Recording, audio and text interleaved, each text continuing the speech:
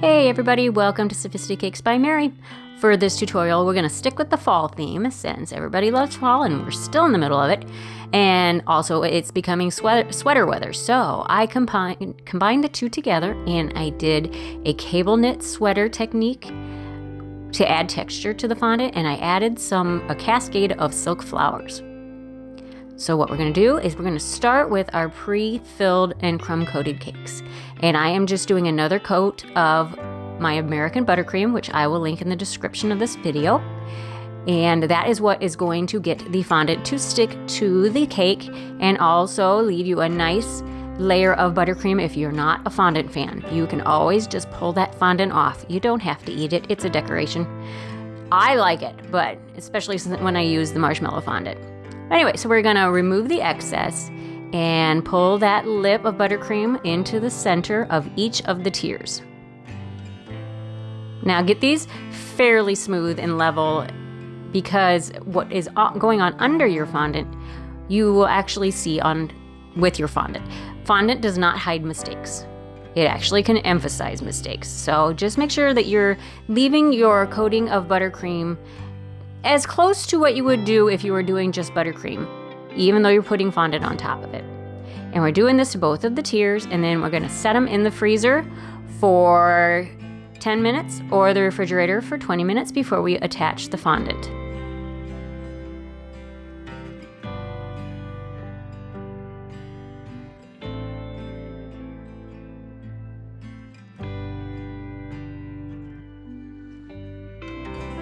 Now I am tinting my fondant a very pale yellow, just a couple drops of yellow, and I'm using these fabric knit impression mats that I will link where you can get those as well in the description box. And we're just gonna roll out this fondant to about, you kind of need it a little thicker than you normally would, because you want to get a good impression in that mat. If you go too thin with it, you're not gonna get a good impression. These mats are nice in that they have a raised edge around it, and you want it to be as thick as that raised edge. And here I'm just marking out the different pieces. I'm going to be able to get 3 pieces out of that one. And then you just go ahead and you put your cornstarch in there and remove the excess, and you just place your fondant in there and kind of smooth it into those. Actually, you use a lot of pressure because you want to really make sure you get the impression of the knit in there. And you can use those raised edges as a cutting surface. You can cut off your excess fondant with your smoother and your fingers and just using those raised edges. It's silicone, it's flexible, but it's also thin enough that you can use it to cut. And when you get a good impression, just release your mold or your fondant out of the mold. And you'll do this a bunch of times. If you measure around your cake, the height and the circumference, you will have an idea of how many pieces you need, because you can just kind of measure them and guesstimate how many pieces you're going to need to get the area covered that you need. And I always make 1 extra piece. And then I did the 2 different patterns. This one is the cable knit. And you just want to make sure that you are pressing into where that pattern is. It can take a little while, not going to lie, but it gives such a clean look. And also what's nice about these mats is, especially the ones I did first, you can see there's those little notches. See, isn't that pretty?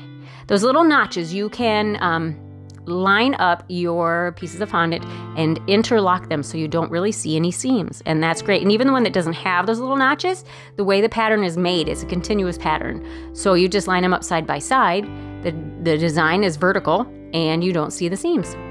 And since this cake is chilled, I went ahead and I'm just brushing on some shortening to attach the fondant. See, you just stick it on there. You just measure it the height you wanted. I wanted the cable knit on the bottom and the top and the other knit pattern in the middle. And I wanted it to be at least 1/3 or at most 1/3 of the cable knit on the bottom and the top, and then the rest of it the other pattern. So I just kind of measured out how much to cut off of each of those pieces.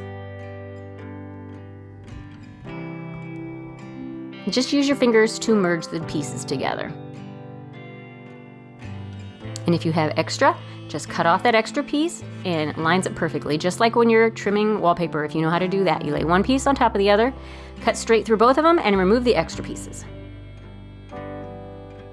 And just continue on with your pattern here. And I didn't say it as I was doing it, but I just doweled this cake with, I think I did 4 of the bubble tea straws. Just space them evenly throughout the top, put a little buttercream on there. After you've cut them to the size, put them in, and then put a little buttercream on top to get the top piece to stick to the bottom piece. And it's nice and supported that way, and it's not gonna go anywhere. This is just a 2-tier. I don't tend to dowel through the middle on my two tiers. Just 3 tiers and up.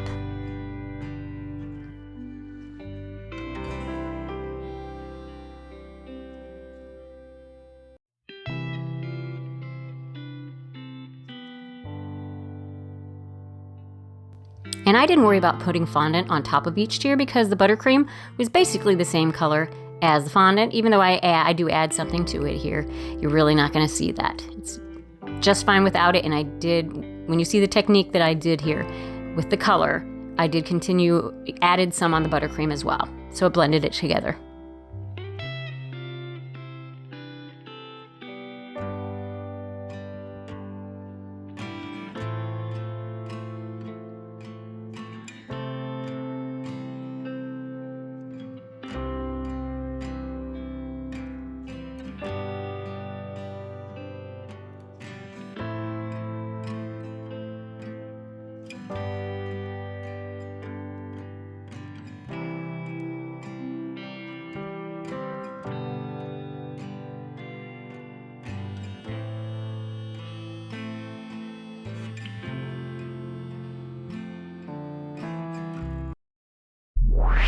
Hey, this is Editing Mary. Just wanted to pop in here real quick and say I realize I'm not sure what it's going to be on, but there's some footage missing.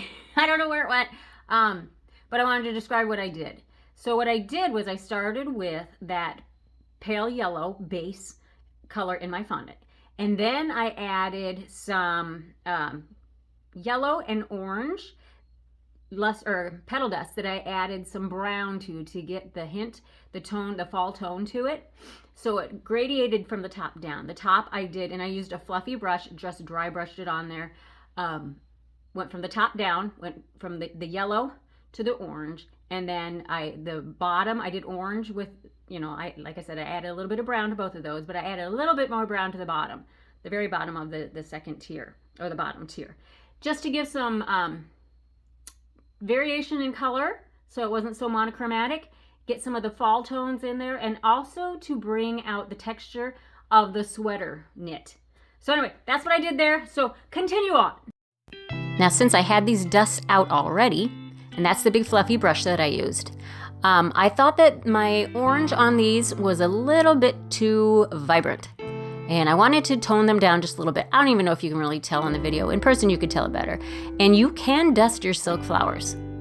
It doesn't make a big difference, but subtle was all I was looking for here. Now I'm making little hooks out of my floral wire to attach some of the flowers vertically. I wanted to create this really unique and beautiful cascade down the side and underneath the cake stand with these silk flowers. And I love those yellow daisies too. Those are daisies, right? Or sunflowers. They have the blingy centers. Aren't those pretty? Now you could do this with edible flowers if you prefer, or you can even do it with fresh. Just make sure that if you're using the fresh, that you are wrapping those stems before you place them into your cake. There's debate about whether that's enough or not to protect and make your cake and your flowers food safe. If in doubt, add straws. That's fine. Use your best judgment. I say the floral wire or floral tape is good enough. Others disagree. We can agree to disagree. So anyway, just use buttercream and those wires to attach the flowers. Now just make sure that you let your customer know that there are those wires in there. Communicate. Put it in a contract if you need to. Just make sure they know. So there she is, all done, guys. Hope you like her as much as I do, and we'll catch you on the next one next week. So thank you guys so much for taking the time to watch my video. And if you'd like to watch some other videos, go ahead and click on the link to one of these other videos shown here. And if you would like to check out my other social media. I am on Facebook and Instagram under the same name, Sophisticakes by Mary. And please take the time to share, like, subscribe, and hit the notification bell so that you know when I upload another video. Thank you so much, and we'll catch you on the next tutorial.